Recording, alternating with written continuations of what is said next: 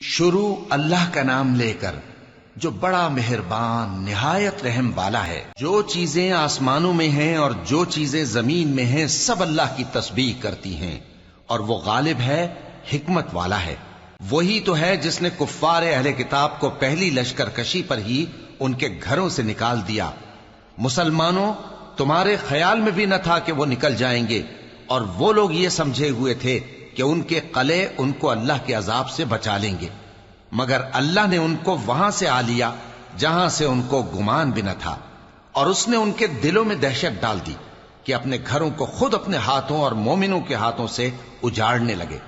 تو اے بصیرت کی آنکھیں رکھنے والو، عبرت حاصل کرو۔ اور اگر اللہ نے ان کے بارے میں جلا وطن کرنا نہ لکھ رکھا ہوتا تو ان کو دنیا میں بھی عذاب دے دیتا، اور آخرت میں تو ان کے لیے آگ کا عذاب تیار ہے ہی۔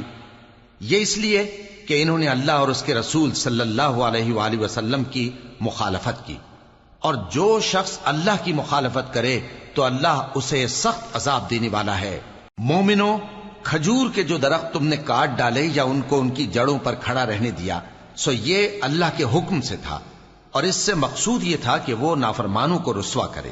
اور اے مسلمانوں، جو مال اللہ نے اپنے پیغمبر کو ان لوگوں سے جنگ کے بغیر دلوایا ہے اس میں تمہارا کچھ حق نہیں، کیونکہ اس کے لیے نہ تم نے گھوڑے دوڑائے نہ اونٹ، لیکن اللہ اپنے پیغمبروں کو جن پر چاہتا ہے غالب کر دیتا ہے، اور اللہ ہر چیز پر قادر ہے۔ جو مال اللہ نے اپنے پیغمبر صلی اللہ علیہ وآلہ وسلم کو بستیوں والوں سے دلوایا ہے وہ اللہ کے اور پیغمبر کے قرابت والوں کے اور یتیموں کے اور حاجت مندوں کے اور مسافروں کے لیے ہے، تاکہ جو لوگ تم میں دولت مند ہیں انہی کے ہاتھوں میں نہ گردش کرتا رہے، اور جو چیز تم کو پیغمبر صلی اللہ علیہ وآلہ وسلم دیں وہ لے لو، اور جس سے منع کریں اس سے باز رہو، اور اللہ سے ڈرتے رہو، بے شک اللہ سخت عذاب دینے والا ہے۔ اور ان ضرورت مند مہاجروں کے لیے بھی جو اپنے گھروں اور مالوں سے خارج اور جدا کر دیے گئے ہیں، جو اللہ کے فضل اور اس کی خوشنودی کے طلبگار اور اللہ اور اس کے پیغمبر کے مددگار ہیں، یہی لوگ سچے ہیں۔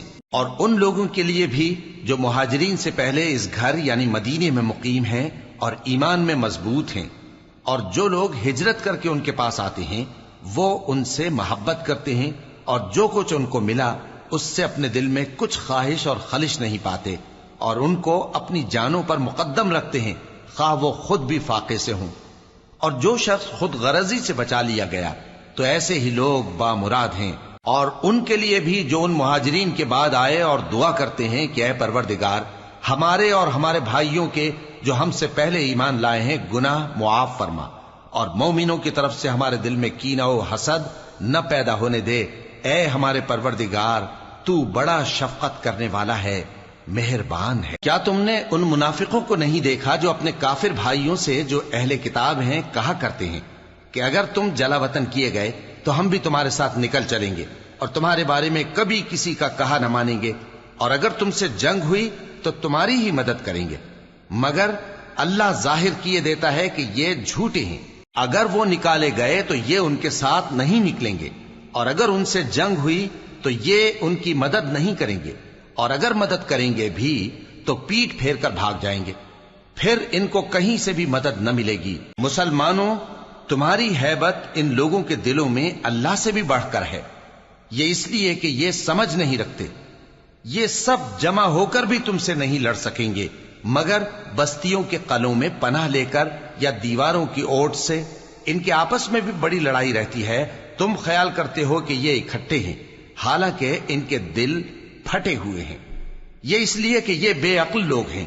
ان کا حال ان لوگوں کا سا ہے جو ان سے کچھ ہی پیشتر اپنے کرتوت کی سزا کا مزہ چکھ چکے ہیں، اور ان کے لیے دکھ دینے والا عذاب تیار ہے۔ منافقوں کی مثال شیطان کی سی ہے کہ انسان سے کہتا رہا کہ کافر ہو جا، پھر جب وہ کافر ہو گیا تو کہنے لگا کہ مجھے تجھ سے کچھ سروکار نہیں، مجھ کو تو اللہ رب العالمین سے ڈر لگتا ہے۔ تو دونوں کا انجام یہ ہوا کہ دونوں دوزخ میں جائیں گے، ہمیشہ اس میں رہیں گے، اور بے انصافوں کی یہی سزا ہے۔ اے ایمان والو، اللہ سے ڈرتے رہو، اور ہر شخص کو دیکھنا چاہیے کہ اس نے کل یعنی آخرت کے لیے کیا سامان بھیجا ہے، اور ہم پھر کہتے ہیں کہ اللہ سے ڈرتے رہو، بے شک اللہ تمہارے سب اعمال سے خبردار ہے۔ اور ان لوگوں جیسے نہ ہو جانا جنہوں نے اللہ کو بھلا دیا تو اللہ نے انہیں ایسا کر دیا کہ وہ خود اپنے آپ کو بھول گئے۔ یہی لوگ ہیں نافرمان۔ اہل دوزخ اور اہل بہشت برابر نہیں، اہل بہشت ہی کامیابی حاصل کرنے والے ہیں۔ اگر ہم یہ قرآن کسی پہاڑ پر نازل کرتے تو تم اس کو دیکھتے کہ اللہ کے خوف سے دبا اور پھٹا جاتا ہے۔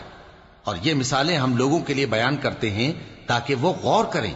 وہی اللہ ہے جس کے سوا کوئی معبود نہیں، پوشیدہ اور ظاہر کا جاننے والا، وہ بڑا مہربان ہے، نہایت رحم والا ہے۔